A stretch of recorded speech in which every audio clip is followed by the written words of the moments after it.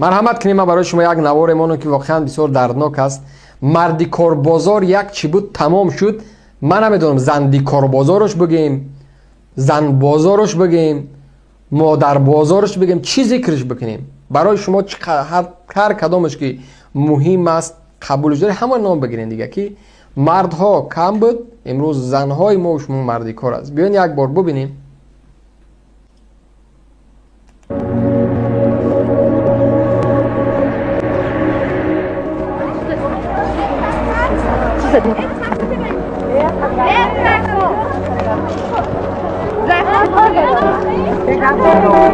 Aka چیکاره؟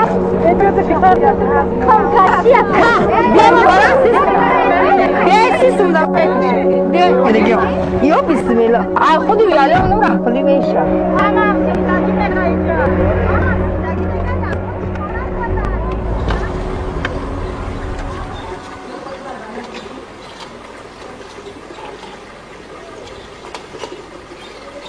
ما گلوبی زیاده ای ویاله را تخت کارش میشم. سوی 5 فرزندم.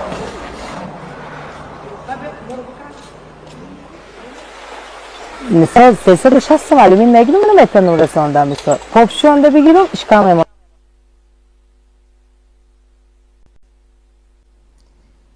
بگذارین شخصه یک بار نظر کنین چی منظره را میبینین دوستان عزیز. مادری توجیک میبیو در یک خانه یک مردی بگونه یک عربه یک چرخه دستش کهفراری میکنه، سنگ میکشه، لای دیوال میزنه، قوم میکشه. ای مردم شما کی را پرستیش دارین؟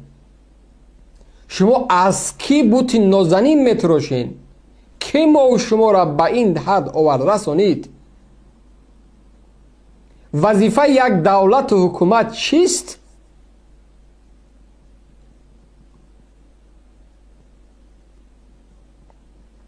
اگر آنها نمیتونن یک زن، یک مادر، یک کودک از زیر حمایه دولت بگیرن، برای آنها زندگی یک خانه بتن، یک غذای بتن، اگر دولت همین شرایط و امکانیت نداره، پس ما در چی در کار همون دولت؟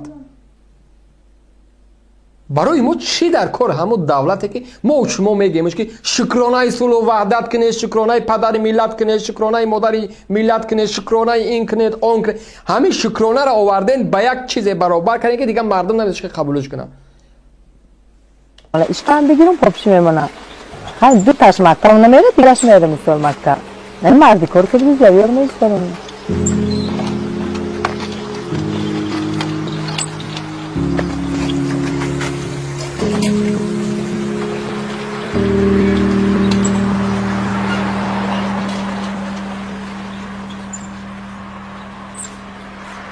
زمین هم میکنه، غشت هم چپا میکنه، جویک هم میکشه، کار مرد کم میکنه که مقصد که حتی بیان دیگه نام بپریم ده خانه. 3 سال پیش اشون جدا شدم. ما دوباره در کارم کنه، ایسا باید که فرزند خودش گردن که 2 گوده کشوش که سر دارم.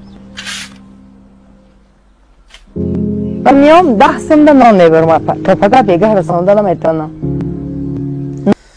هر کسی که جوان مرد است به خدا قسم، به خدا قسم، با دیدن این همین منظره ها اگر مردی واقعی است وجدانش عذاب میتیه. یک مادر برای یک نان خداجانه که باید بخره میره روز تا بگره در خانه یک مرد دیگر قوم میکشه، سنگ میکشه، لای میکشه، خاک میکشه. چه شما همین منظره را برای خودتون قبول میکنید؟ یک کسانی که در گوش فیل خواب هستین. حکومت رحمانو فکر بیا کنار بگذاریم، او نمیکنن برای ما. باور کنین او دیگر فهمیش و مفکوره و دیدگاه ندارن، چون ظلم به اندازه زیاد شد، دزدی زیاد کردن، میلیاردها را غارت کردن، در فکر جابجا کردن او هستن. او کسانی که ایمان دارین، وجدان دارین، انسان هستین، چخیل همین را برای خودتون قبول میکنین؟ چی خیلی این همین منظره را، این همین مادر را، این همین یک مظلوم زنه که روز تا بگره خانه در یک مرد بگونه میره کار میکنه برای یک نان، یک حکومت، یک شهردار، یک ولایت، یک محله، یک وزارت از هر چی که نباشه، اگر یک زن خرانده نمیتونه، آیا بدن همه حکومت برای ما زیبنده است؟ جنگ میشین. کدام جنگ؟ این همی از جنگ، این همی خودش یک جنگ است که زنهای ما را برآوردن در خیابان ها سر دادن. جنگ میشه. شما جنگ میخواین، شما خائن هستین، فلان هستین. این جنگ. در جنگ اصلا مردها کشته میشوند، زنها بوزن میمونن، در بدن میمونن، میروند در خیابان ها کار میکنن. مرحمت کنین. مردا را هزارها کیلومتر دور کردن، یک گروهش به نام و نشان شد، یک گروهش دمی کدام یک زن خارجی اجنبی دیگر را گرفت، یک گروهش بیچاره مظلوم کار میکنن. اینا در داخل تاجیکستان یک گروه زنها را مظلوم و بیچاره کردن، یک گروه زنها را رقاصه و دایره‌زن کردن، یک گروه دیگر را به نام نشان. ببینید نبرم گوشنه بمانه کار دنیم. هر روزه که من کار نکردم اپا، اما امروز بای گوشنه ایده کدی که من نباید کارچی که قیمت چی دیگه که کارچی که کن نخوردی انکو گوش کنم میخوری کارچی که هم نخوردی. برای کارتوشکا برحمانوف میگه که از یک منطقه به منطقه دیگر میروه زمین کارتوشکا میکنه. آخه نرفتی خونه همین مادر که اقلا از کارتوشکا همین سیر شود. بیا نمی پیاز داغ میکنم مثلا قاو مکران انداختم دوستم بوده کم نام بره مثلا به کارم که نکنم روزم نمیزگره.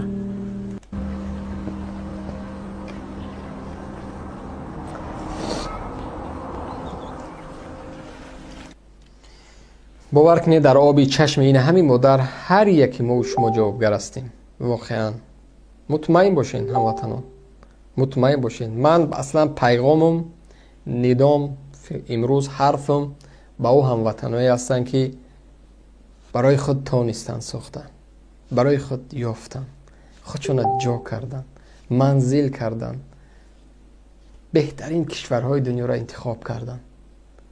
امروز من برای شما میگم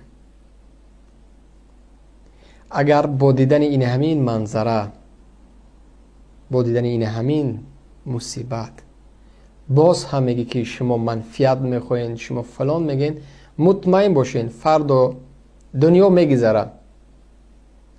اگر دنیا به کسب پاینده می بود محمد تا قیامت زنده می بود. اگر دنیا ماندنی میشد، اگر دنیا رفتند و رویم و باز آیند و روند نمیشد، بهترین مخلوق بشریت، بهترین انسان در نزد پروردگار حبیب خدا بود، زنده میموند تا آخری عمر میرفت. یکیم رحلت پیامبر برای ما و شما یک درس بود که انسان بالاخره میرود. ما و شما هم میریم، اما سوالهای بسیار دندان شکن ما و شما را انتظار است که ببینید یک زن یک مادر ما چی عمل را در برابر دیدن این مشکلات انجام دادیم. هیچ. افسوس که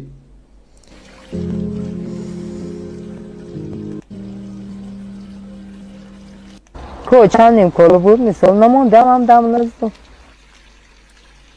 من دختر چیزی 8 ماه مردی کاری میارم، بین 60-70 مرده هر روزه پشتم مثال چی میشم، من سود میبرم نابالغان رو میبرم، من مجبوری همین کار کردگیم هر روزه. سلامت باشین که من واقعا دیگر دیدن این منظره را ندارم. واقعا مثال دیگرش نشان بگذاریم. روز حساب کردیم یک 90 زنک بود، قریب 100 زنک بود. مثال کار گفتم میبیاین ای زنک بسیار کار نمیرسم آدم، گودک داری گفته نمیبره، گودک غم میته گفته بسیار آدم نمیبره. یک اپشکه دارم در نخی کار میکنم، اپای تخمینه میگیم رحمت میگم به همه آدم که من به نان میمانم، همه در تلفن میکنم میگم اپا همه به نان موندم، فرزندی ما گشنه یگان کار داری، میگو بیا، میگو میرم کارش نکردن نان خود زیادی میکنه خانهش ده مثلا ببر بسیاری بعد نیروش ده گودکی مایده اومدم همینجا ده زن ششتگی بیرنده همی. خب سلامت باشین. این بود یک از صدها تا زن مادر تاجیکستانی، دو تا نمونه برای فکرهای شما را کار فرموندن. شاید که روزی میشود که خب بالاخره میفهمین که از کجا آمده‌ایم و آمدنمون برای چی بود.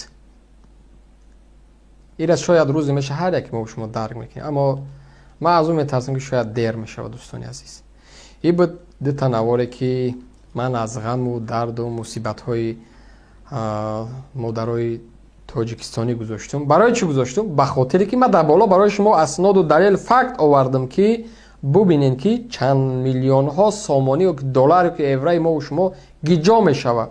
اینها را باید کمک میکردن، اما نکردن.